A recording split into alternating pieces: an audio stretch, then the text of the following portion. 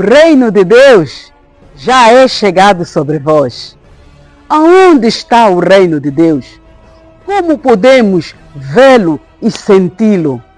Você está no reino de Deus? Eu sou a missionária Arminda Andrade Antônio. Eu tenho um reino que Jesus Cristo dá para você.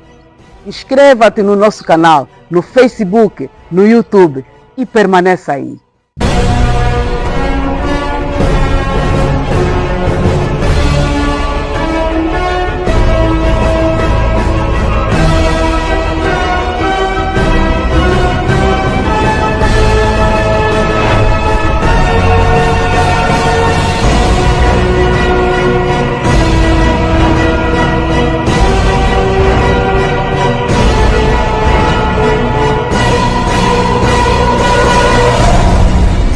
Veja. O reino de Deus já chegou? Como alcançar o reino de Deus? Quem são os participantes do reino de Deus? Dr. Billy Graham já levou a mensagem de esperança em Jesus Cristo para o maior número de pessoas em toda a história. Mais de 210 milhões de pessoas em 185 países ao redor do mundo foram tocadas pela mensagem do Dr. Billy Graham. Por mais de 60 anos, ele vem fazendo com que milhares de pessoas entreguem suas vidas a Jesus. Dos povos de países mais remotos da África ao coração de Nova York. Tanto para grandes chefes de Estado, como para os povos mais humildes e necessitados. Hoje, o Dr. Graham compartilha conosco a mensagem de esperança em Jesus Cristo.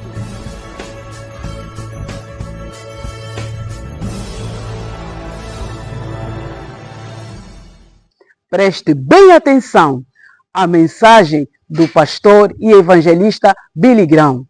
A chegada do reino de Deus. Há alguns anos atrás, 2 filmes britânicos receberam o Oscar da Academia de melhor filme do seu respectivo ano. E ambos foram a respeito de 2 homens. Um foi Eric Liddell e o outro foi Gandhi.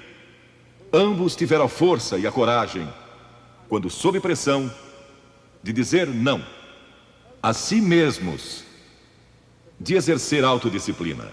Quero tomar como meu texto de hoje 1 Coríntios, capítulo 10, começando com o versículo 12.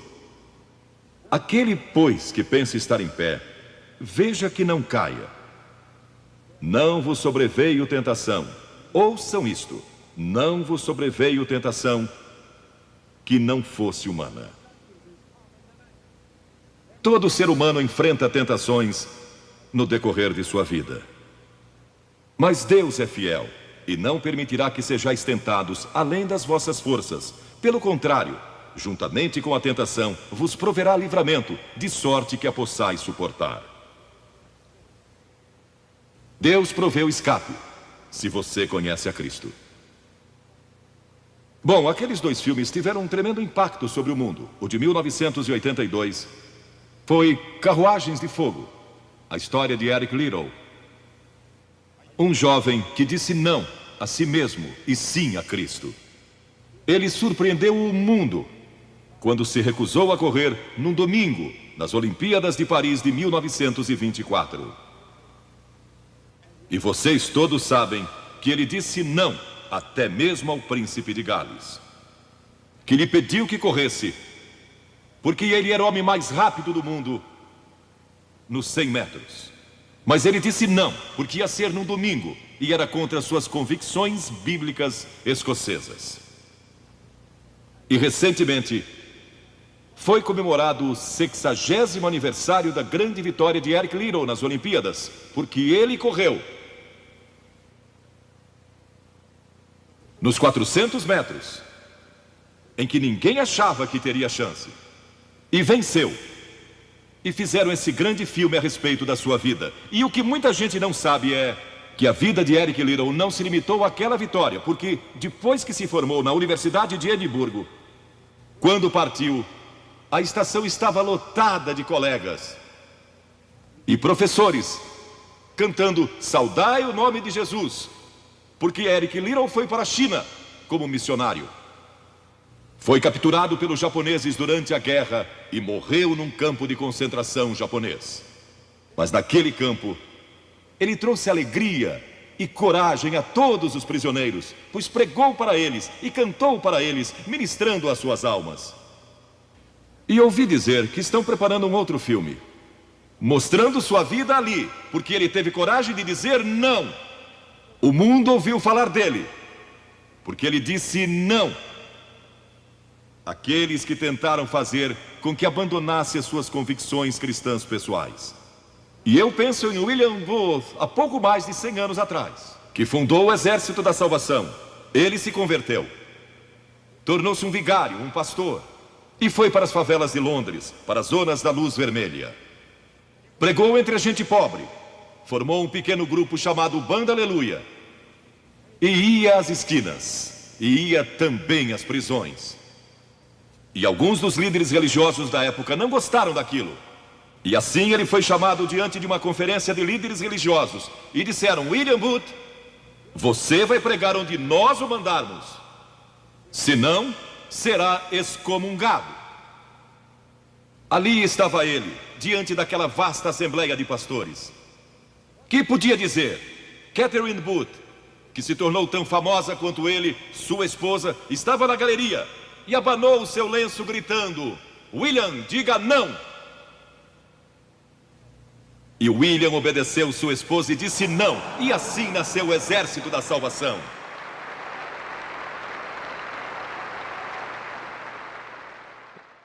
Não percas tempo. A tua vida diante de Deus começa aqui na terra. Lemos muitas histórias na Bíblia a respeito de jovens que disseram não e mudaram o curso da história. A primeira que quero mencionar, talvez nunca tenham ouvido falar. Seu nome foi Vasti e foi rainha da Pérsia. A esposa de Assuero, que reinou desde a Índia até a Etiópia. Pensem em todo o petróleo que ele tinha e provavelmente nem sabia. Um dos monarcas mais ricos que já viveu. E ele deu uma grande festa que durou muitos dias. No fim, provavelmente já bêbado, ele ordenou que sua esposa Vasti viesse e ali dançasse para todos os seus convidados. E ela assombrou aquele grupo de líderes mundiais. Ao se recusar, ela disse não. Eu não vou expor o meu corpo para esses homens. Ele mandou outra mensagem, ameaçando que ela deixaria de ser rainha e perderia seus confortos e bens materiais e toda a sua fama. Mas a sua resposta foi a mesma: não. E ela mudou a história, porque foi deposta como rainha. Nada mais sabemos. Mas por causa dela, Esther se tornou rainha e o povo judeu foi salvo. E até o dia de hoje, o povo judeu celebra um grande feriado, porque uma mulher disse não e abriu a porta para a salvação do povo judeu, porque havia um homem como Hitler, e era o primeiro-ministro do país, decidido a destruir e aniquilar os judeus. Ela disse não. Mas Vasti, você vai perder o trono, vai perder suas riquezas, pode até perder sua vida. Ela disse: minha resposta é não. Qual é sua resposta hoje àquelas coisas que são erradas? À mentira, à lascívia, à cobiça, ao preconceito racial? Qual vai ser? Você vai disciplinar seu corpo? Vai permanecer firme às convicções que Cristo e a Bíblia ensinam? Ou vai ceder e seguir pelo caminho largo que leva à destruição? Ou vai entrar pela porta estreita e pelo caminho apertado que conduz à vida eterna? Qual vai escolher? você tem uma escolha hoje. Deus nunca vai forçá-lo a escolher. Agora, a Bíblia tem muito a dizer a respeito de sensualidade e lascívia e depravação. A palavra lascívia significa a tendência de incitar desejos sensuais. Sensualidade significa o apelo proposital aos sentidos físicos para satisfação pessoal. Talvez lendo um livro pornográfico ou assistindo um filme impróprio. A Bíblia diz que devemos nos abster das paixões carnais, da sensualidade, que fazem guerra contra a alma. Elas estão em guerra contra a sua alma e seu espírito. E a Bíblia diz que devemos nos abster delas, ficar longe delas. E então a Bíblia usa outra palavra, reprobou. Agora, isso se refere a pessoas totalmente depravadas, de consciências mortas ou cauterizadas, não sabem mais corar, perderam a capacidade de discernir entre o bem e o mal. E em Romanos 1:28 lemos: e por haverem desprezado o conhecimento de Deus, o próprio Deus os entregou a uma disposição mental reprovável para praticarem coisas inconvenientes. Ou seja, Deus desistiu deles dizendo: vão em frente.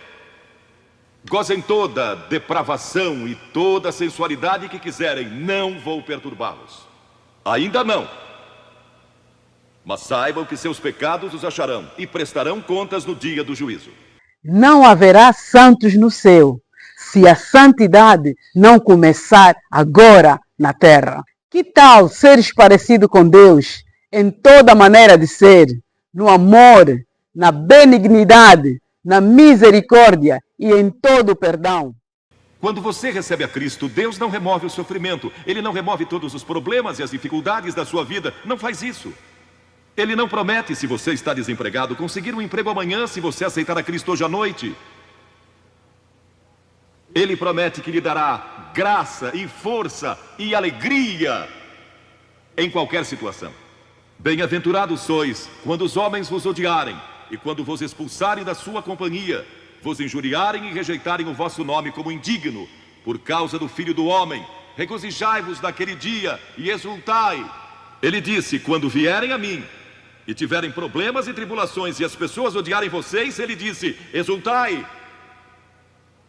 Porque grande é o vosso galardão lá no céu, pois dessa forma procederam seus pais com os profetas. Todos que viverem piedosamente em Cristo serão perseguidos, a Bíblia diz. Ainda haverá sofrimento. Jesus disse: quem não tomar a sua cruz e negar-se a si mesmo, não pode ser meu discípulo. Moisés escolheu a alegria de seguir a Deus, em vez da vida de prazeres no Egito. O que você está seguindo? Qual é a sua escolha nesta hora? E então o último é Jesus. Jesus foi tentado em todas as coisas à nossa semelhança, mas sem nenhum pecado. Quer dizer que Jesus foi tentado a mentir? Sim. Que Jesus foi tentado a cobiçar? Sim. Que ele foi tentado a adulterar? Sim. Que Jesus foi tentado a roubar? Sim. Ele foi tentado em todas as coisas, como nós, mas sem pecado.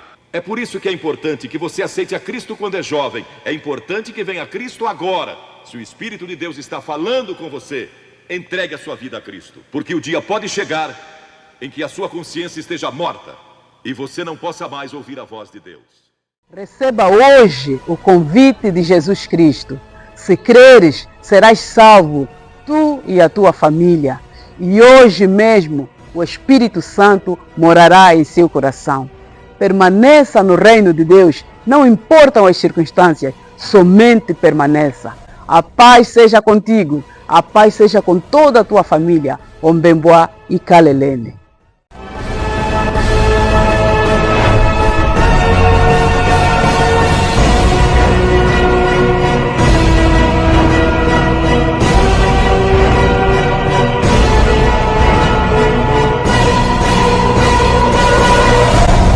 Veja na igreja.